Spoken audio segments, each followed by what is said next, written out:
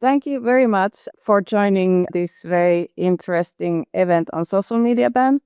It's organized by Stiftung Digitale Chancen and Ecpat International. I give a very short introduction before I start introducing our speakers and we go for the agenda. About a year ago, social media bans were actually more of a national policy discussion, but now it has become a really huge global debate. Luckily, we have Amanda here today talking. Australia was the first country to require social media platforms to prevent children from holding accounts. But then we have governments in Europe, in the Americas and Africa to considering these kinds of approaches. So it's not anymore on whether the governments at the global scale should act, but rather how they should act. Ecpat International, our starting point is that children have the right to be safe online, but they should have the right at the same time to participate in the digital world. And these rights should not be mutually exclusive. And the challenge here, which we're talking today and hopefully also at the Q&A session after the presentation, is how we can face this challenge to reduce the harm while then also preserving children's rights and privacy and inclusion and also access to information while we are thinking about their online safety. And I think this is the biggest reason of why the debate has become so complex. We have also other important questions like how effective is age assurance and age verification technologies today? What are the implications of social media ban for children's privacy and digital rights? What kind of responsibilities should fall on technology companies, on governments, parents, educators, and then also on children themselves? And I think maybe most importantly, is the restricting of access enough, or do we also need fundamentally redesigned digital services that will be safe by default for children? So I don't think today's discussion and the discussion in general is not about whether the social media bans are good or bad, but it's more about what we can learn from emerging experiences and what the evidence so far tell us, and how we can develop policies together with governments and tech companies that will be effective and then also proportionate and grounded in the children's rights.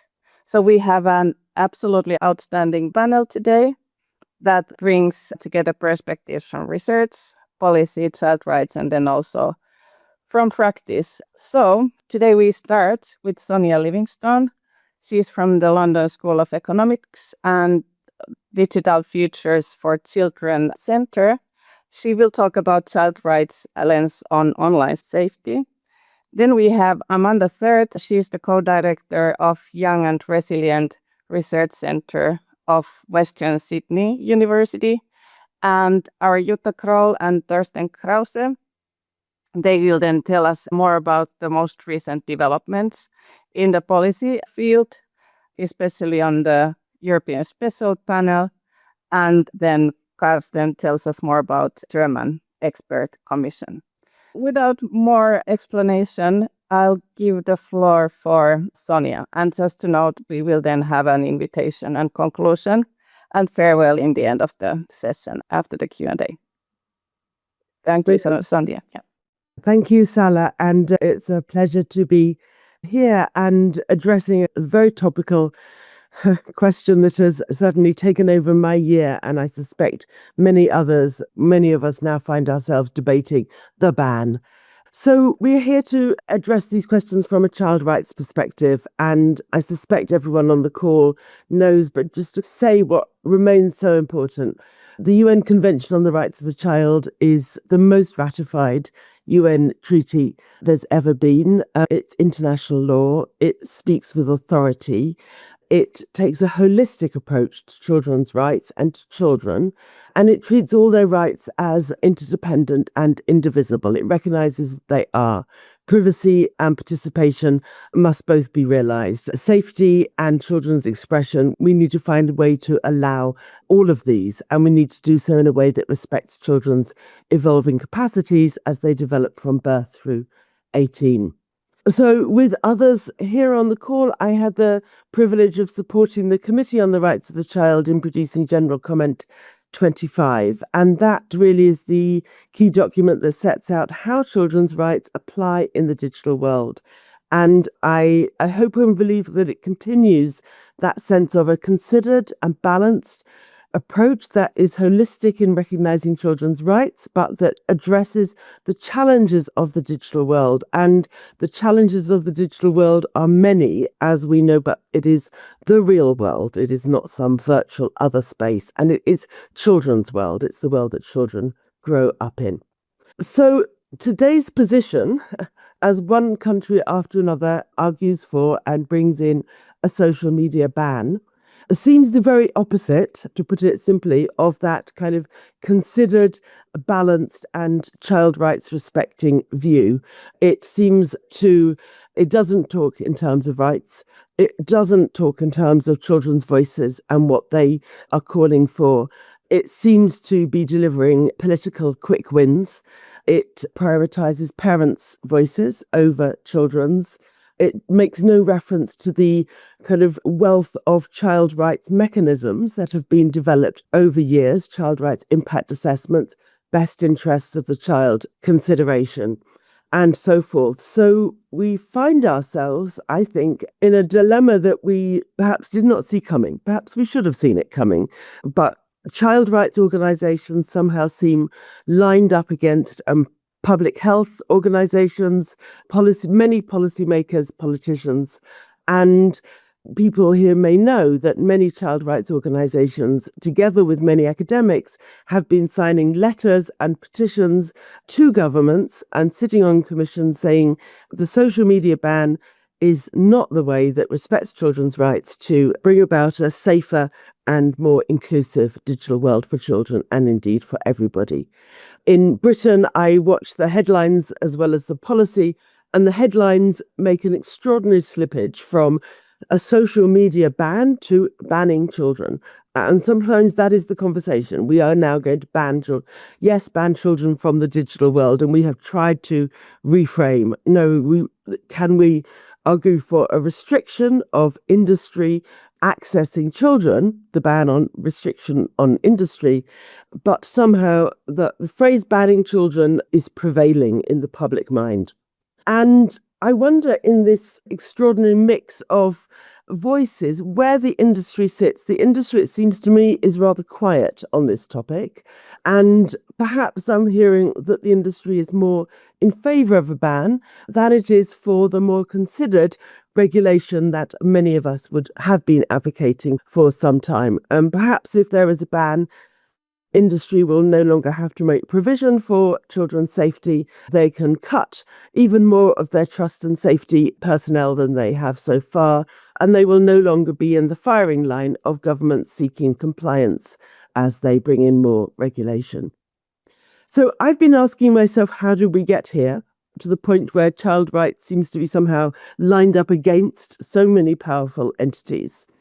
And it was just last year that we were undertaking quite a lengthy process with public health, with policymakers, with parent groups, with all those others that we now seem to be somehow against, in advocating and marshalling the evidence for better regulation, for regulation that would embed children's rights in big tech regulation in ways that would bring about that better digital world for children. So we have Online Safety Acts in a number of countries, the Digital Services Act, especially in Europe, with its all-important Article 28 guidelines, which really do speak in a child rights language. Most recently, we've had Ecpat Digital in Brazil, which perhaps is a regulation in a very sizable country with the power to ensure compliance against big tech, that also speaks in terms of risk assessments, children's evolving capacities, recognizing children's rights, and so forth. But we've hit some roadblocks, and the roadblocks also matter for children's rights. And one is to know how to treat a child in a way that is age appropriate and rights respecting online. We need to know who is a child. And I think the question of age verification and age assurance has come a little slowly onto the public agenda, but is really an absolutely critical issue. Unless we know who is a child, we cannot treat them as a child. We cannot implement a ban unless we know who is a child, but nor can we implement child rights respecting big tech regulation, as in the DSA and Ecpat. Can we have child rights age assurance is a question that is, I think, still not quite resolved. Another major roadblock that we hit was Section 230 in the US. And I think in the last few years, we have pivoted as a community and as an evidence base from talking of regulating content, because content is seen to put a brake on the First Amendment of the US and free speech rights. So now we talk of regulating systems, features and functionalities, the business model, the attention economy. These are slow-moving parts, and it's taken time. And also slow-moving has been introducing regulation in one country, seeing what works, learning from that, introducing different regulation in another country, learning from that. Seeing what works is inevitably time-consuming. We have to introduce the regulation, we have to bed it in, we have to wait for the enforcement, we have to track children's well-being. We hope to see that there will be a reduction in risks. We hope that there will not be a reduction in children's ability to participate. These things are inevitably take time, and clearly, the public has become frustrated. They have called a halt and said this is too slow, too ineffective, not moving fast enough, and we need to take a different approach. So the ban seems fast, simple, efficient, effective. Just take the kids off the platforms. I think we're going to hear today that it's not so fast, it will not be so efficient, and it will not necessarily bring about better well-being and better participation for children. And we have no evidence in the academic community that a ban can work. But we do still have the rising risks of harm. We do still see that and we are documenting this on all sides. We have very vocal bereaved families who are making a very powerful case that their children have suffered urgently and extremely, some to the point of death, from what has happened on social media. We do have continued evidence that the platforms are not taking note of all of these efforts, and the algorithms are still increasingly personalizing feeds which are pernicious, which are depressing, which provide children with ever more self-harm or depressing or undermining content if they have once watched something. We can see that there is a real problem, and I think now the point to discuss is the dilemma for the child rights community. Do we call out the ban as not child rights respecting? Do we continue to advocate for the edifices of regulation that have been put in place and hold out hopes for them soon enough to make the difference for children? Or do we say, okay, the ban is now happening, we turn our minds to what should happen next? All the other things, the different ways in which children will now need to exercise their right to participate, because social media has its very significant problems and their rights for civil liberties remain. Thank you. Thank you so very much, Sonia, for this very insightful introduction. I think we will already have a lot of questions then to be discussed after the other presentations, and I typed them down. It's an excellent way to approach this thing. Then we will have Amanda Third. She's the co-director of Young and Resilient Research Centre of Western Sydney University, and she will tell us a bit about the situation and the learnings from Australia. So please, Amanda, go ahead. Thank you, Salla, and hello to everybody joining from different time zones this morning. Or this evening. I don't know what you call it when we're so fragmented. But anyway, thank you for being here. This is a really super critical debate, and I'm delighted to be able to share with you Some of the things that we have learned in the Australian implementation of the legislation to remove under 16s from social media platforms. Firstly, I just want to acknowledge that I come to you today from the lands that are traditionally cared for by the Gadigal people of the Eora Nation, and this is the land on which our work has been carried out. I think it's been obviously, in some senses, an unusual moment for Australians because it's been all eyes on Australia around the world as we take this step to implement what is touted as the world's first legislation to remove children from social media access. But I think what's been really remarkable as an Australian is actually watching the way that this has ignited a viral policy-making moment internationally. Tech Policy Press, who are tracking this very closely, have identified that 42 countries around the world are taking steps, if they haven't already implemented, to put social media restrictions that are age-based in place to try to protect children's and young people's mental health. I think what's been really remarkable is what is going on, that this is a policy that has caught hold so firmly, and why are governments so eager to act. I think, as Sonia said, certainly there has been too little action from social media platforms over the past couple of decades, and really the public sentiment is that time has come to hold platforms to account for the well-being and rights of children online. Sitting at the heart of this is the fact, again, as Sonia mentioned, that we do have rising rates of harm. Online harms have been on the increase since the pandemic in particular, and we have seen the emergence of new forms of exploitation and violence and abuse, including 7,200% increase in financial sexual extortion and a range of harms that are being facilitated by generative AI. So I think it's really wonderful that there is this, public or political will now to implement the kinds of regulation that arguably we have needed for a very long time. And whilst we might say that, in fact, technology platforms have not done their job, we could also say that governments have not done what they needed to do historically. And so now that we're in catch-up mode. I think, though, what is the kind of right way to attack these challenges? I think it's very hard, often in the public debate, which is very heated, very polarized, to actually identify what the problem is that we are trying to address. Sometimes it's mobile phone use, sometimes it's social media platforms, sometimes it's mental health, sometimes it's online harms. I think we really do need to get much more precise about the problems and the challenges we're trying to address with the solutions that we're generating. In Australia, we have implemented social media age restrictions. It was a piece of legislation that went through the Parliament in record speed. It went through the Parliament in the lead up to a federal election, and it was embroiled in many of the political dynamics surrounding that election. So we don't have a perfect piece of legislation. I think the government is very clear about that. It will need revision. It will need amendment.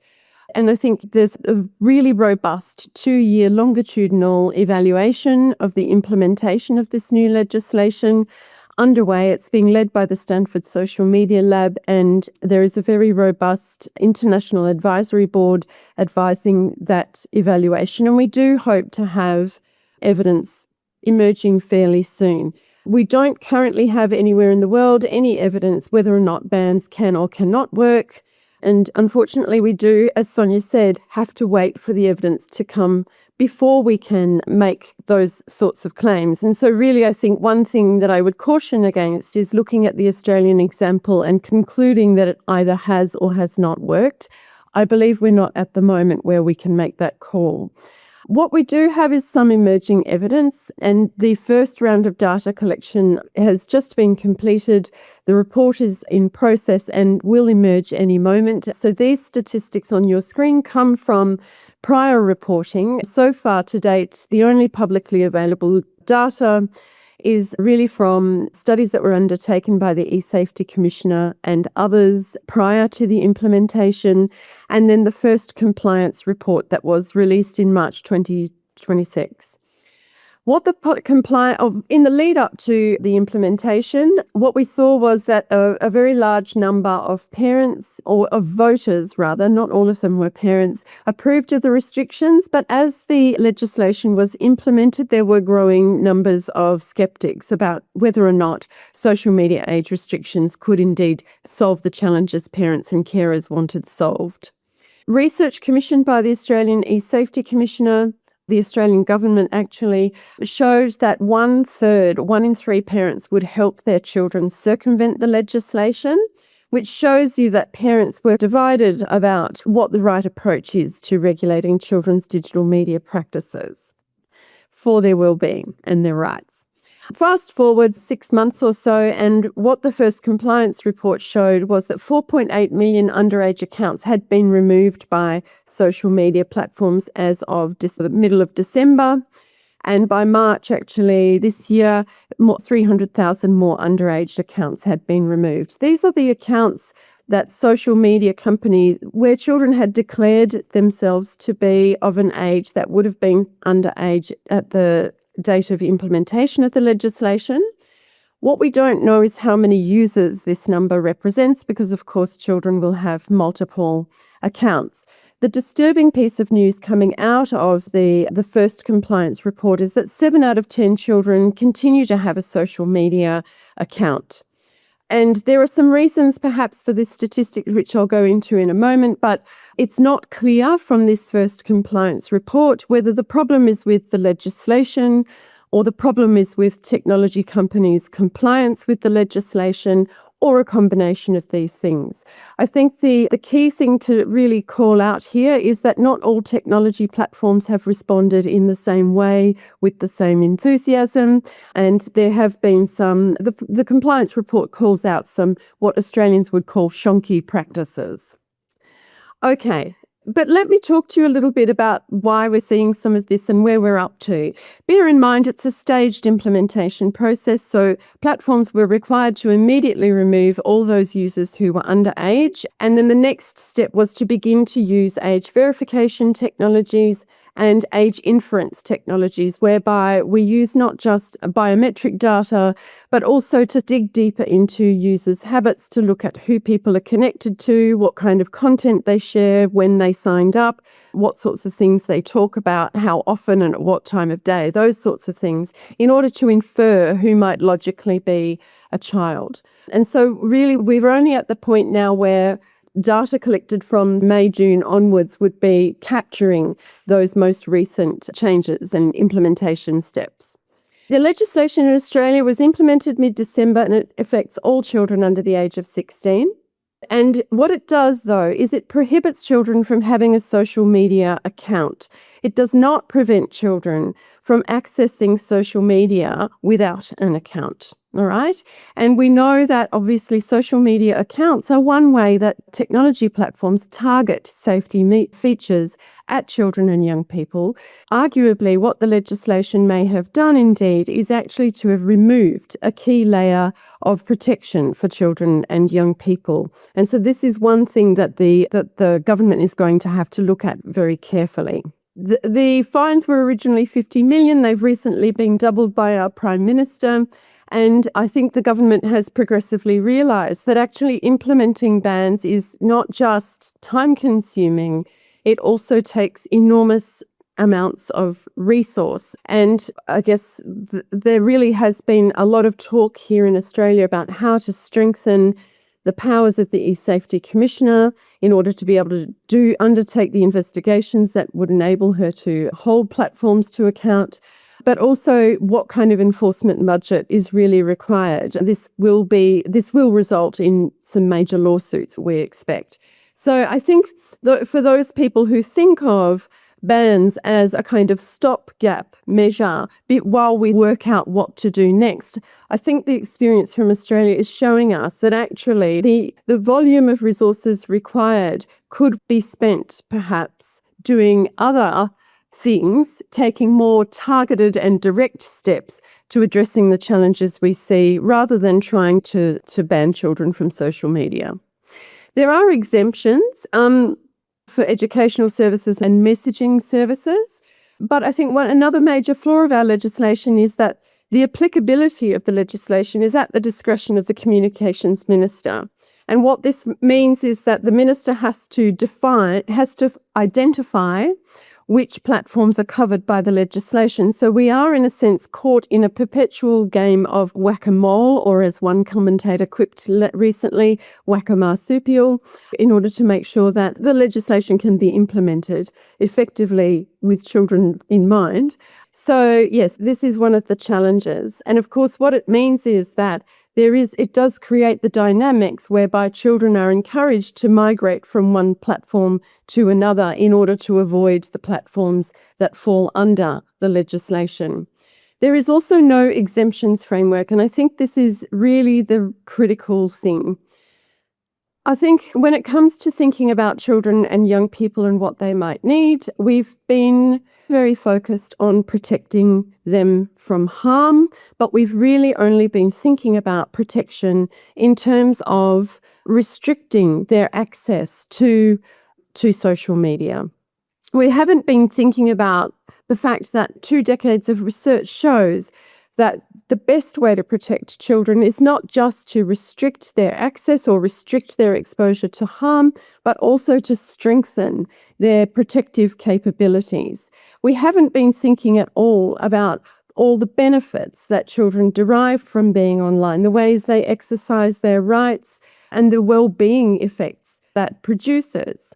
Indeed, I would say that the world is being absolutely nowhere near as ambitious as we need to be as we think about what to do for children. It's not just how to protect children. Actually, we should be thinking way more expansively about what kinds of digital environments would actually support children's healthy and proper development, what kinds of environments are optimal, that is, for children and their rights. So the exemptions framework is one way that I think where we've missed a big opportunity in Australia. Without an exemptions framework that says that if you meet these particular criteria, you can offer your social media services and products to children, we don't have any way of incentivizing businesses to design for children. We, in effect, let businesses off the hook because, as Sonia gestured earlier, when children are not in these spaces, they then don't need companies to design for them.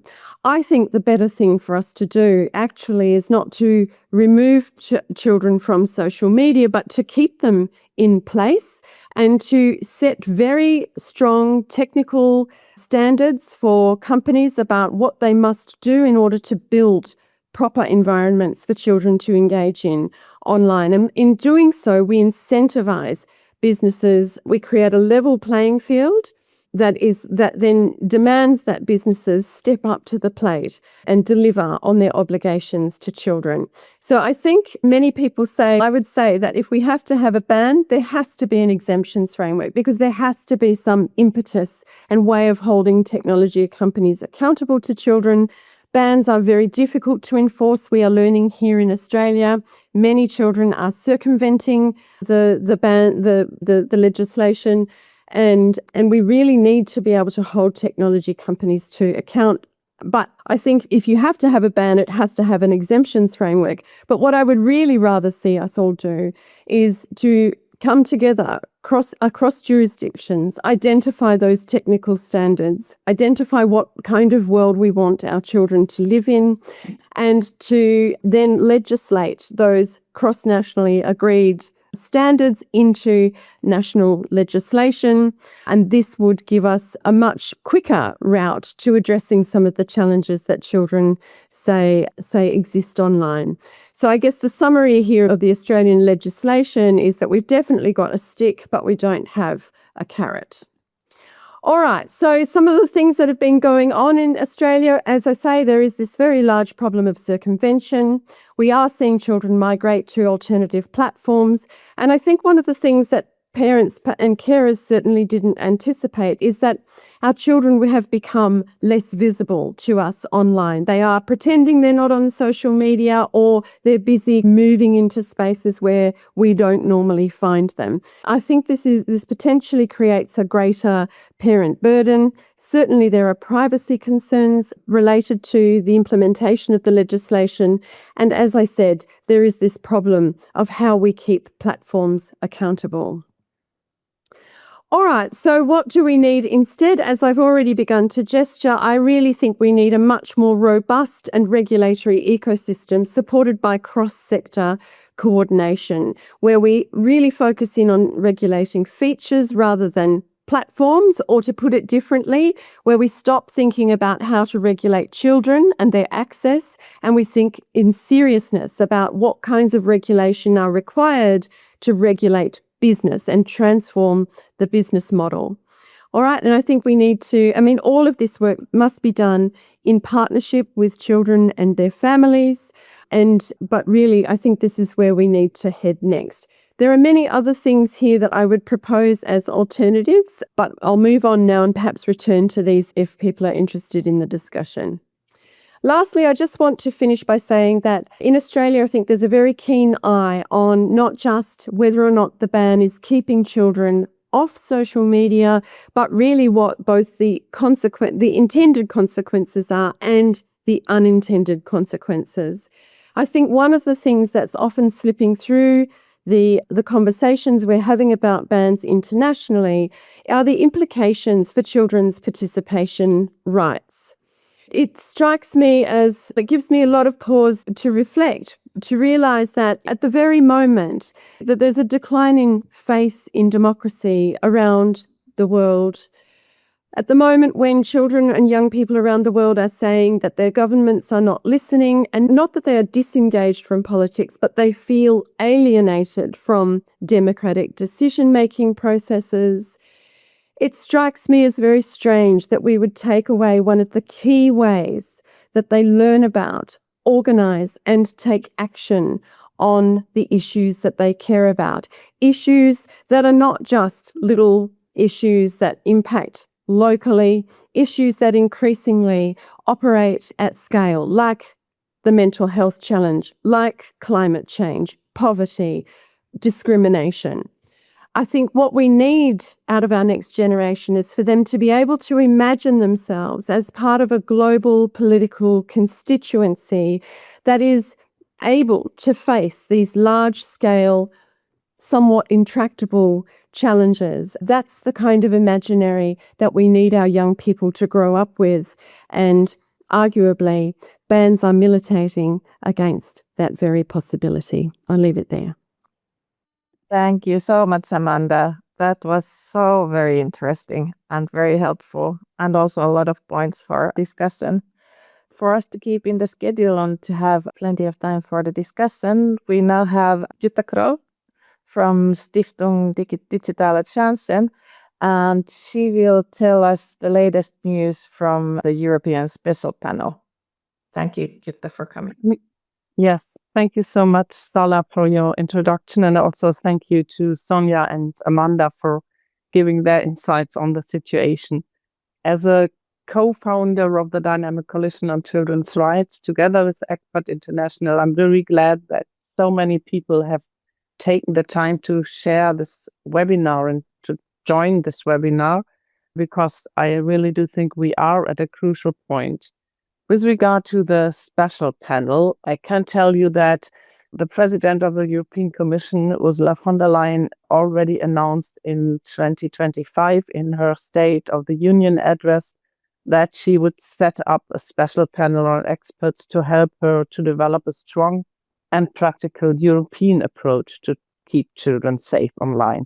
She somehow anticipated that the discussion would be diverse and would be led on national level in the European states. So she really early announced we will try to have a European approach. And that is the most important point on the agenda of the special panel, that we try to find a common approach to address the issue. With 450 million people in Europe, in the European Union states, this is a big market share, and it can has definitely also an impact on big tech when we will be able to come to a European approach.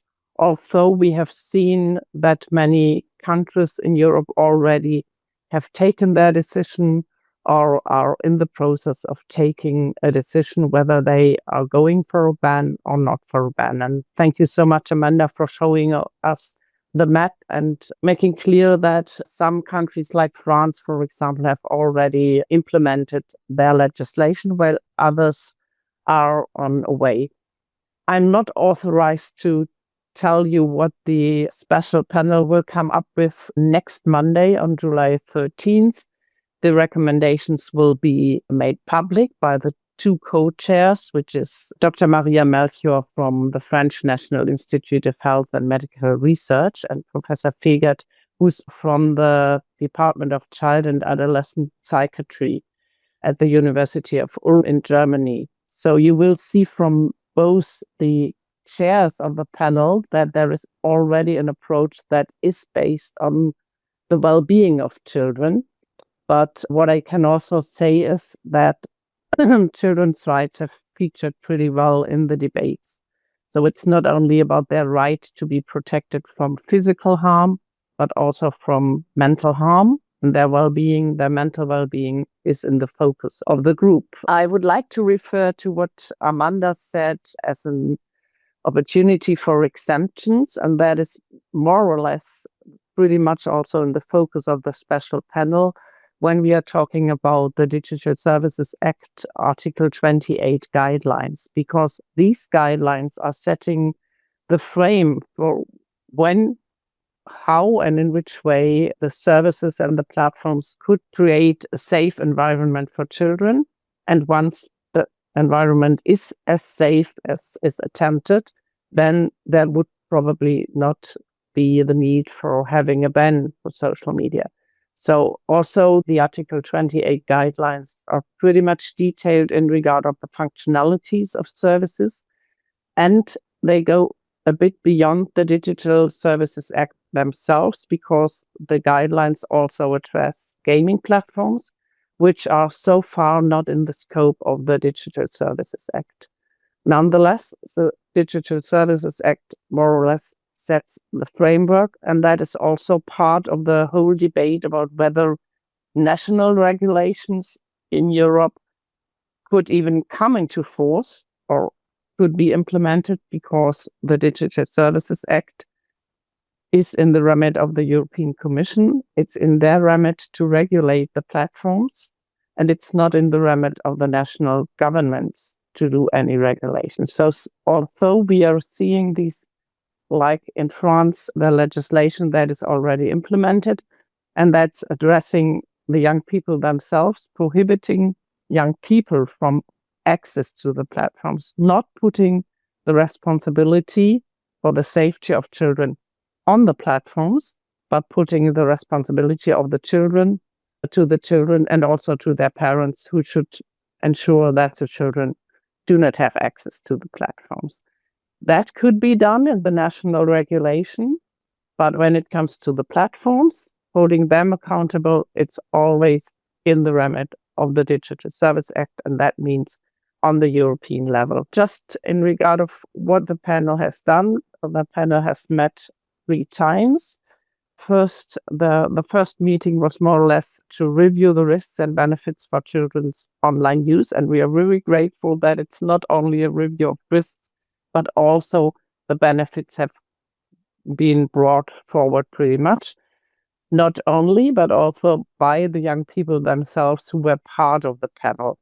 Then in the second meeting, the panel discussed the already existing EU rules to protect minors, which is mainly the Digital Services Act with the Article 28 that does not only apply like all the rest of the Digital Services Act to the very large online platforms, but it does apply to all platforms that are accessible to children.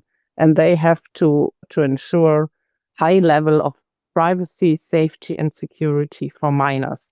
So that is more or less the framework. And as I said before, with 450 million people in the European Union, we do think that once the DSA is really strongly implemented and enforced across Europe, that will also have an impact on the global players and the platform industry. In the third and final meeting, which took place only 3 weeks ago, the panel reflected on the key lessons learned and best practices from the European Union and partner countries. And the discussion also highlighted how important it is to support children, caretakers, parents, so the whole social ecosystem around minors. So digital literacy, not only of youth themselves, but of their parents as well as teachers, social workers, was pretty much on the agenda. So last but not least, let me emphasize that the panel is strongly dedicated to find a European solution. This does not neglect everything that is going on national level, and Torsten will go a bit more into detail about the German expert commission and also the child participation that has been run in Germany. But it's still, we do think that there will be a much higher impact if we can come to a European approach instead of differentiated national approaches. Yes, that's what I wanted to tell you about the special panel, and please watch this space, because on July 13th, definitely we will also publish information about what the special panel has finally concluded and what their recommendations are. Thank you. Thank you very much, Jutta, for this information. And indeed, we will be looking forward to next week and hear about the conclusions of the panel. The last speaker will be Torsten Krause. And as Jutta already said, he will tell us a little bit more about the domestic developments in Germany. So please, the floor is yours, Torsten.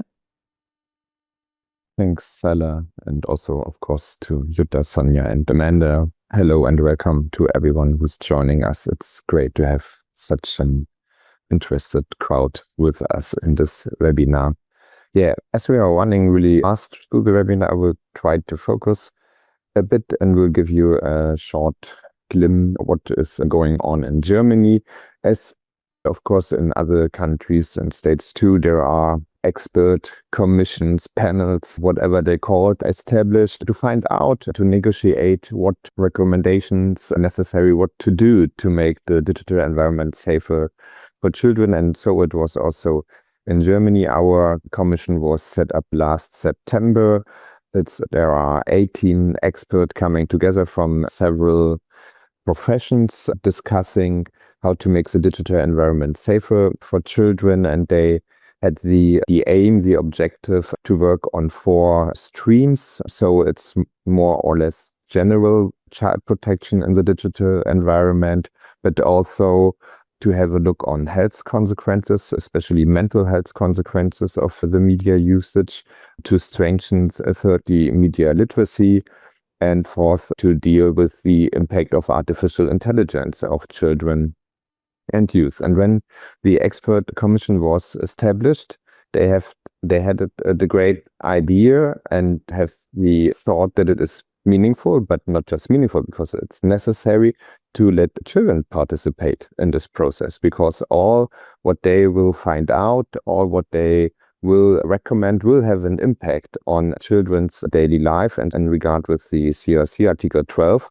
it's necessary to ask children about their views, their perspectives, their experiences, and what they wish and recommend to do to make the digital environment safe for them. And so it was decided that there should be a child participation process, and the Digital Opportunities Foundation was assigned to deploy this process. And so in the last month, we conducted 7 workshops, worked with 105 children across Germany and between the age of 12 and 17. And the children were from several social backgrounds and educational circumstances. And so that we have a variety and a broad view in this part of our society. And the workshops were run not just in big cities and towns, but also in more rural areas, in the remote parts of Germany, traveled along distances across the country to reach them and work with them. That made a lot of fun. And in the end, we've collected 70 recommendations from the children for the expert panel, which we've handed over several weeks ago and which were released in the next days at the website of our federal ministry, but also on our website. And what we found out, it's maybe not a surprise for people working with children daily or closely, but it was necessary, and it's good to have this data because it's current data on the current issues along the 4 work streams of the expert panel. And what the children told us was really clear. They see the platforms and services are responsible to make the digital environment safe.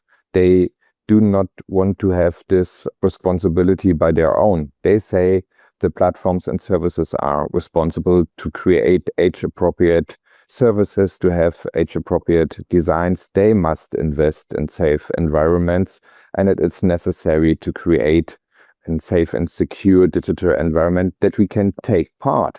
Because they also said really clear, they want to take part. They want not be banned. They are, in specific cases, they are fine with several restrictions, but they want not to be in general to banned out from the digital environment and social media. They also said, yeah, of course, there could be some more restrictions, but it's also necessary not to have this restriction, but to also to ensure that everyone will go along with them, so that when there are rules implemented, then everyone on social media in the digital environment should follow them. And if not so, then there must be also consequences. That's what we found out. Sozusagen the most of the recommendations are we can put in a kind of a basket called with the headline protection. There were several ideas. I will not tell them all now, but they were also really specific. So, for example, a simple solution, but for the children really necessary, and it was pointed out in several of these workshops, they say it would make so much easy for us when there is the information close to the account photo of the user, how old the person is, so that no one can trick us that he or she is a young girl or boy and wants to be our friend, for example. Another big part will recommendations which fall under the headline provision. And the attendees told us they want to understand how the digital environment works. They want to know how algorithms work, why they get recommendations. They want to be media savvy. They want to be able for a safe usage. They want to strive along with a digital environment, with the social media, with all these opportunities, but they want to do it safely, and therefore they have to understand how it works, what impact it has if I decide for A and not for B, if I click here and decline that and something like that.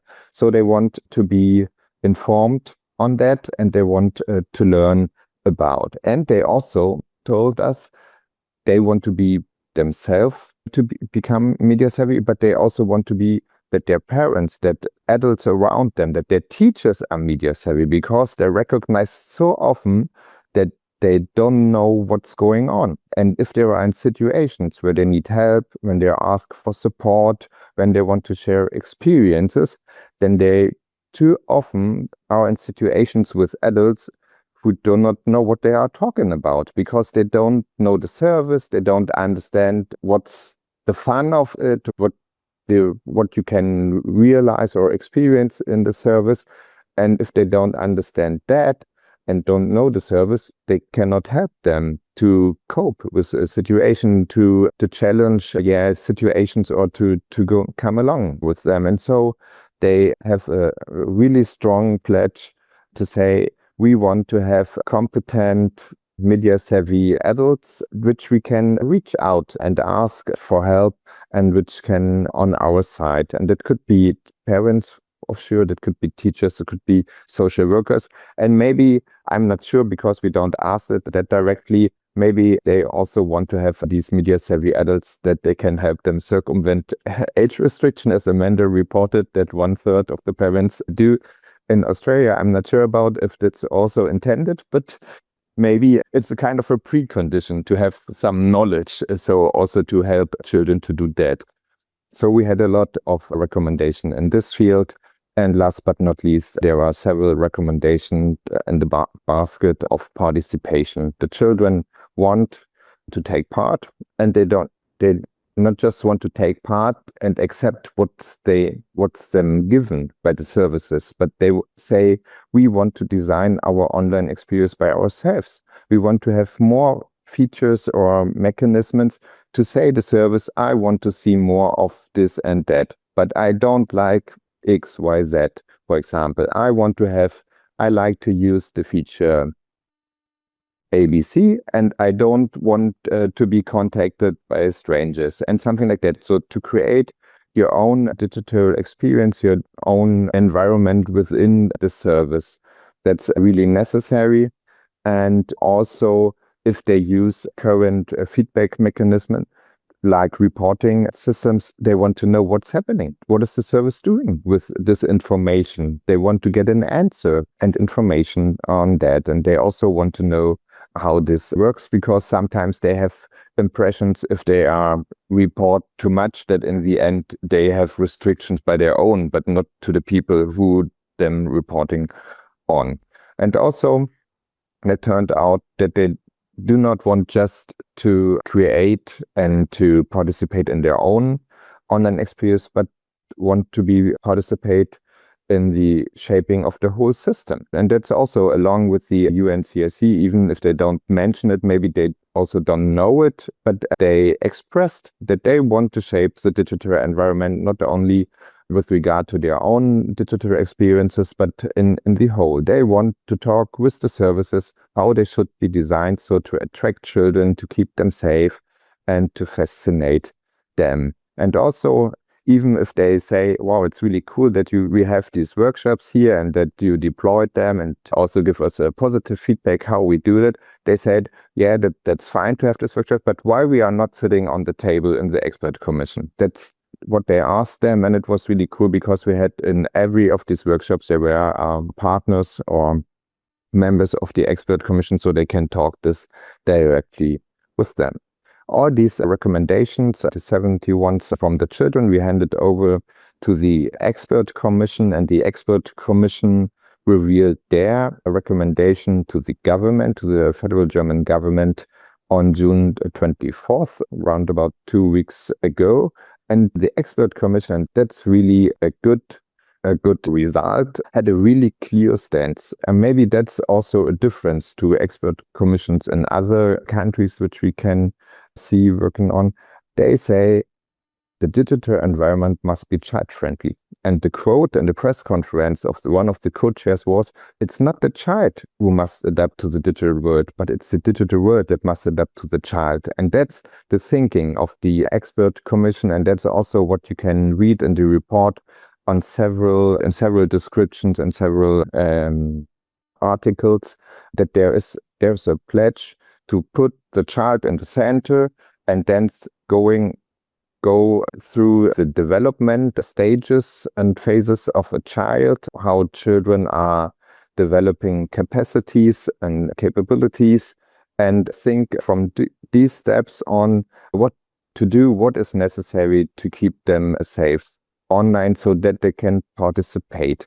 And also asking then, alongside this growing up of children, who is responsible at this stage or in this phase? And what can parents do that children are safe? What can teachers do? What is necessary in kindergartens? What can we have support mechanisms and service in the field of medicine?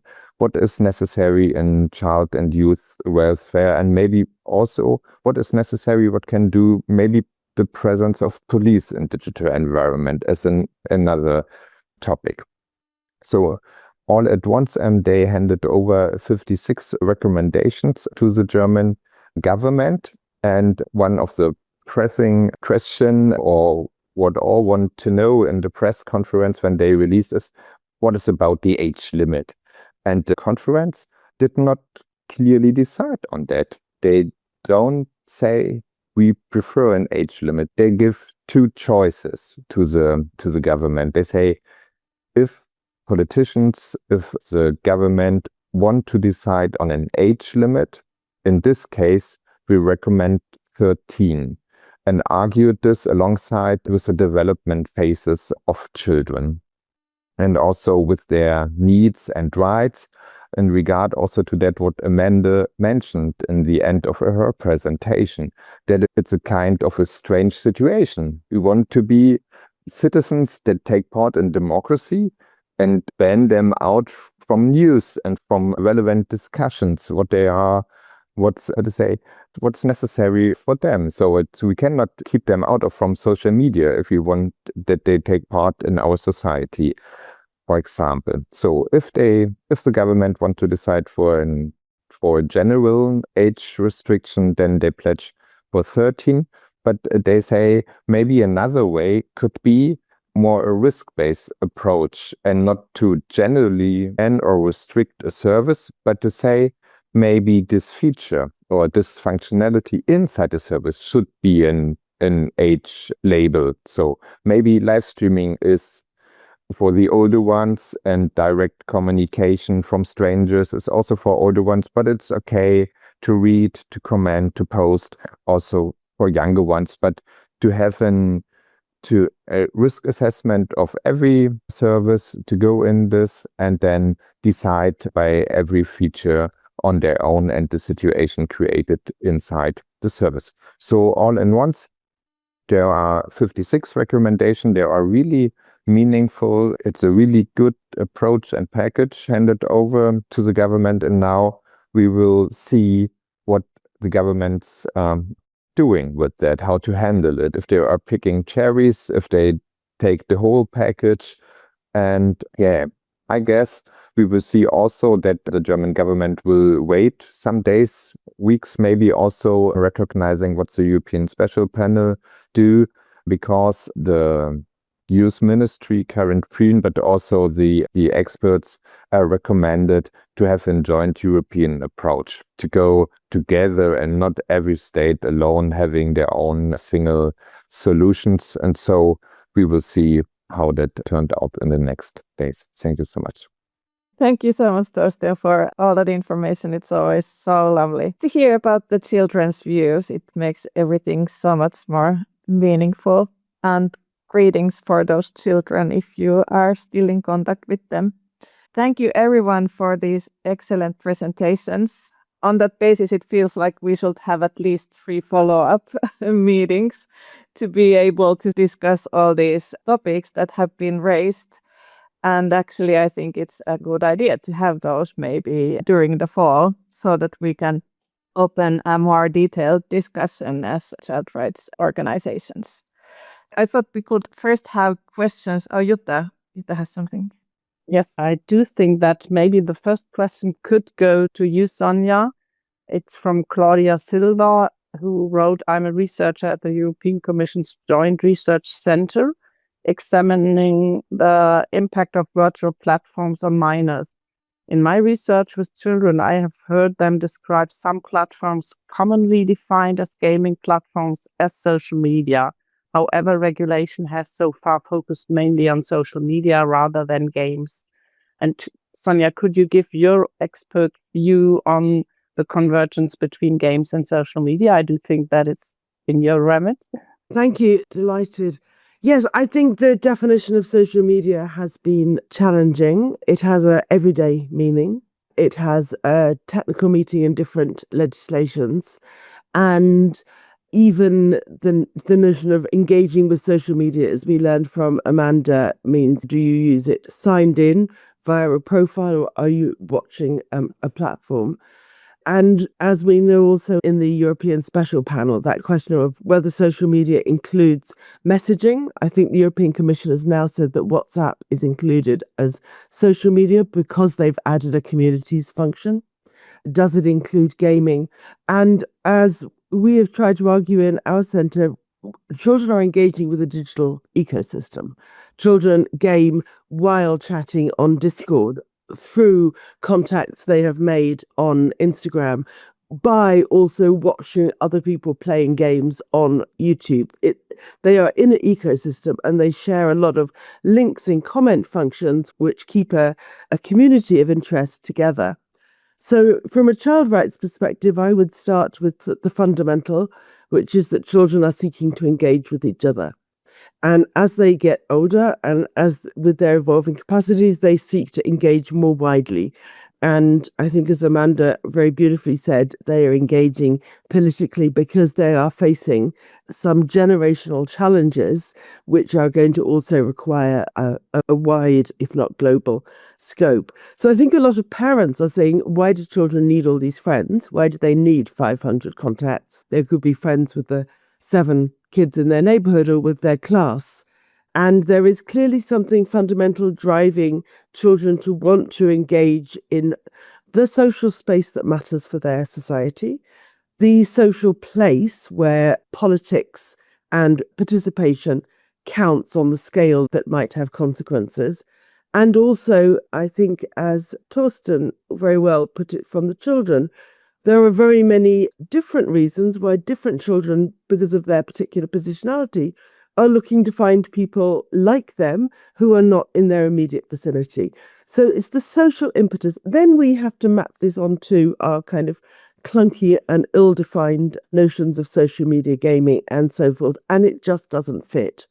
And that's why I think many in this world fear that however tightly the policymakers and lawyers define the different platforms to which the regulation applies, children are a little bit like water. They will flow where the opportunities to engage and meet are, and they will find those places. Thank you so much, Sonia. This is a very important point that you made. One very small detail of the recommendations from the German National Expert Panel was they were very clear they want to have a ban on AI companions for children because they picked that up, and we saw that also in the child participation, that everything that is related to AI is still confusing. They don't know whom to turn to learn more, and so on and so on, like Torsten said before. Can I comment? Peter is at the AI for Good Summit right now in Geneva. That's actually where I am too, so he and I might meet up. So I think a lot of people in thinking about AI regulation, which of course we are too, are trying to learn exactly from this debate about social media. And the notion of a ban is transferring very fast. So I think already OpenAI has said no companion chatbots for children under 18 for children. And the ban will spread fast, but I think we need to reflect on the technology.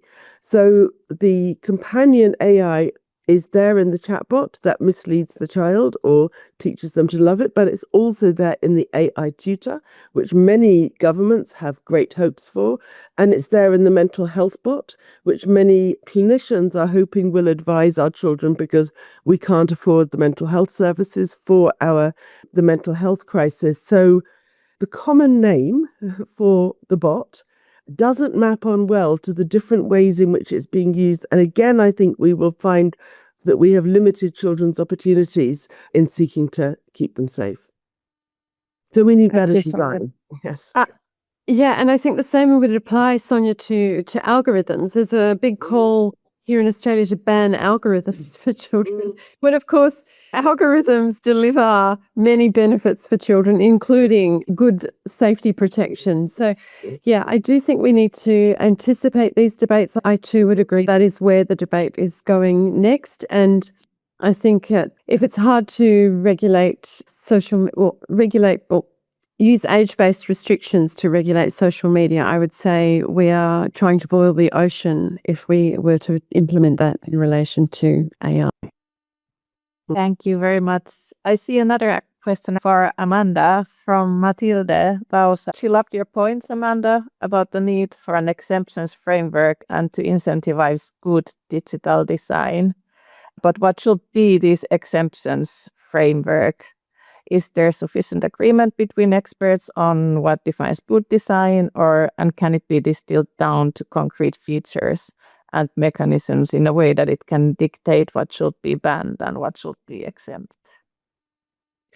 Look, I think there is a reasonably substantial evidence base around the features of different platforms that are known to be less than optimal for children, let's say. I think it's something that if we were to create the right kind of environment for experts around the world to come together, to have a conversation about what those technical standards are, I'm sure we could give it a really good shot. There will be disagreement, but that doesn't mean that it's not a useful process.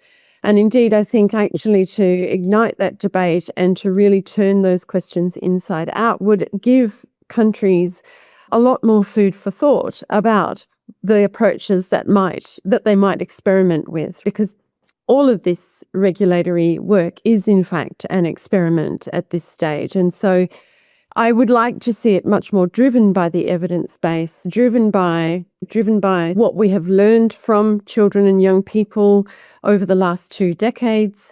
I'd love to see us put in place mechanisms like sandboxes. I know that Joanna Nulla from the Child Online Redress, a sandbox, which is a sort of a co-design entity that is targeting the design of digital regulation. I think these kinds of mechanisms actually potentially could get us where we need to go quite quickly, and certainly with perhaps a lot less expenditure on resource than it would take for each individual country to implement bans. So yeah, I do think there are really viable alternatives, and that it's time for us to get much more creative about the ways that we approach this challenge of regulation and to be bold. I think really the moment requires us to be braver than we have ever been to date. There are genuine public health concerns there that do need to be responded to.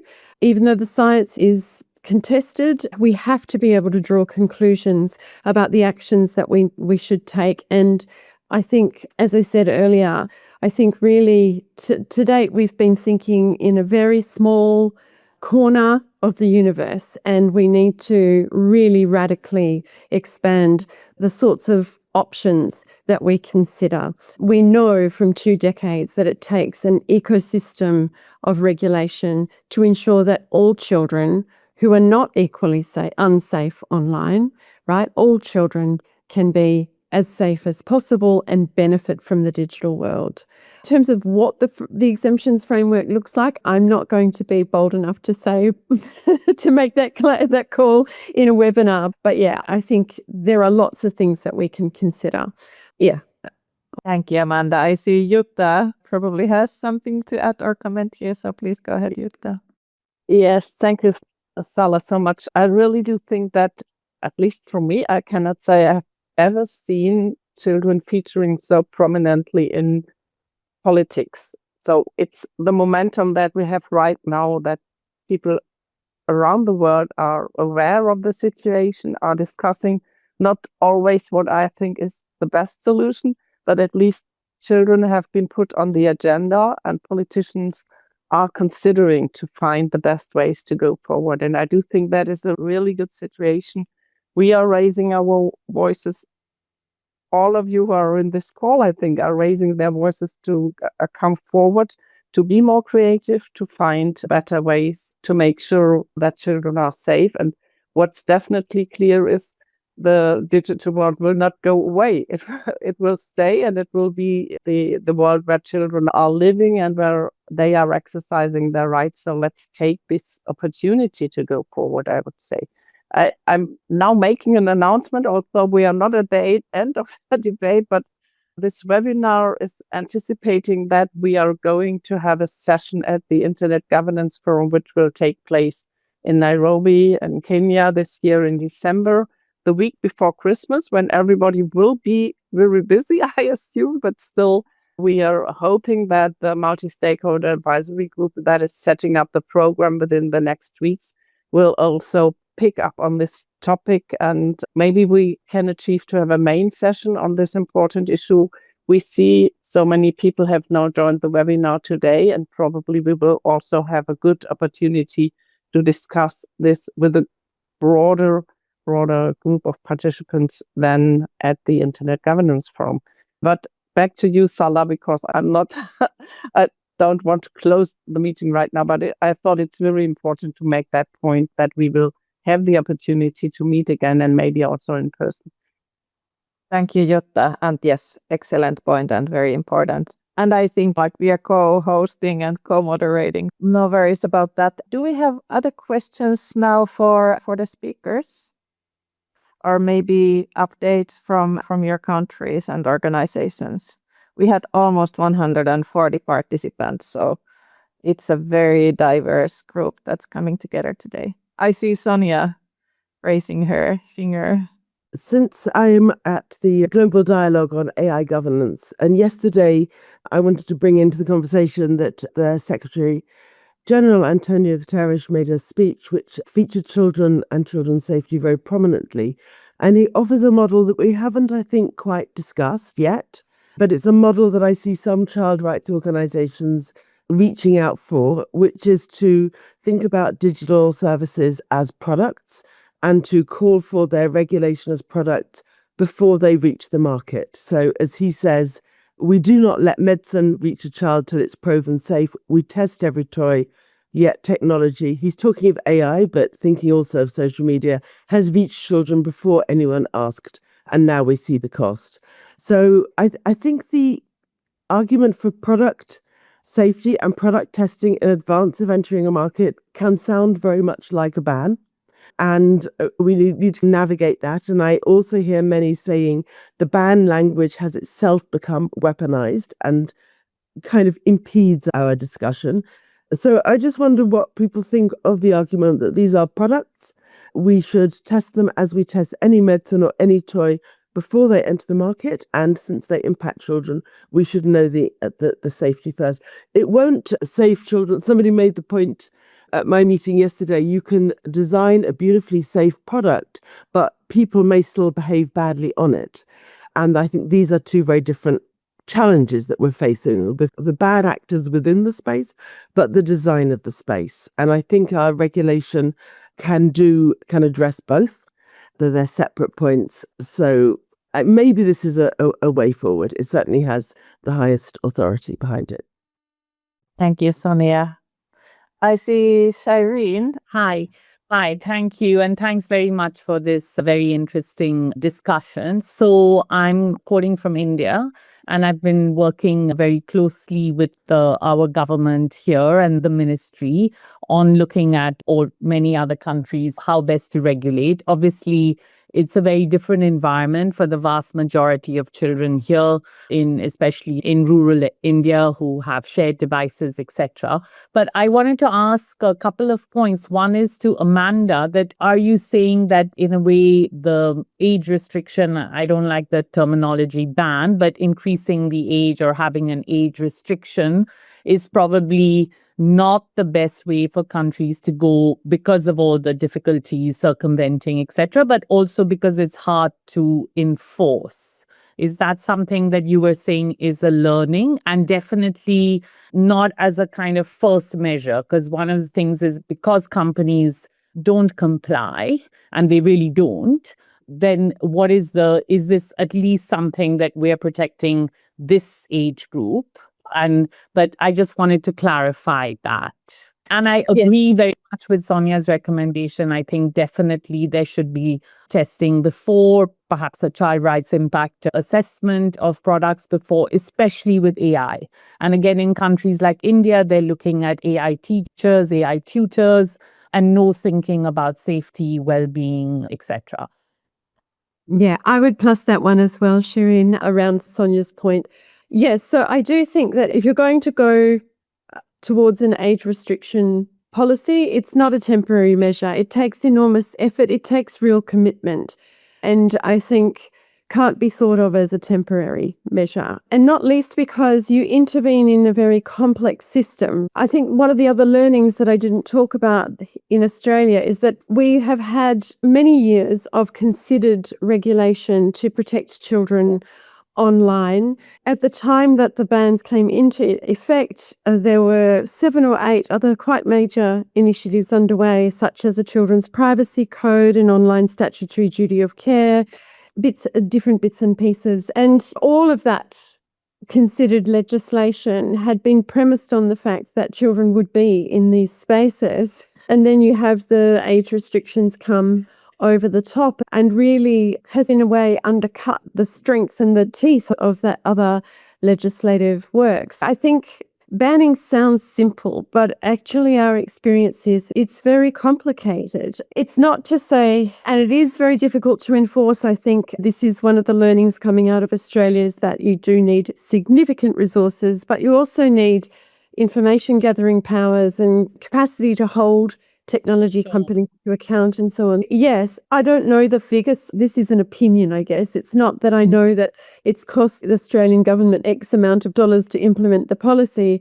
but looking at the effort that has been required, my sense is that if we could just target that to strengthening the ecosystem we were already building, we might have gotten where we needed to go more quickly and more efficiently. But it's not to say that bans can't work. As I said, the evidence is out on that, and I think we'll be watching things very carefully as they unfold and trying to think about how best to respond down here on this side of the planet. Thank you. We're all eyes on Australia. Yes, very uncomfortable. We're not used to that. Yeah. Thank you so much. We are running out of time, so do we have any final words from maybe Jutta and Torsten? Yes, thank you so much, Salla, for giving me the floor again, or us the floor again. I will hand over to Torsten in a second. We are really glad that so many people from around the world have joined this webinar today. I think it underlines how important the issues are that are addressed by the Dynamic Coalition on Children's Rights in the digital environment. And as you have seen in the chat, we started nearly 20 years ago at the second IGF with the Dynamic Coalition on Child Online Safety together with Ecpat International. And also it's not only like it's words when we change to children's rights in the digital environment. We really came to the conclusion that it's important to focus on protection, provision and participation, and that it's more than true when it comes to the question whether children should have access to the digital environment. And over to you, Torsten, for a final word. Yeah, thank you so much, Jutta. I'm not sure what to say. I think we are at the crucial point in the discussion, and we have so much recommendation at the table. Everywhere in the world we are discussing the same issues, the same topics, maybe also the same solutions. And we are in a situation to shape the current or the upcoming solutions together.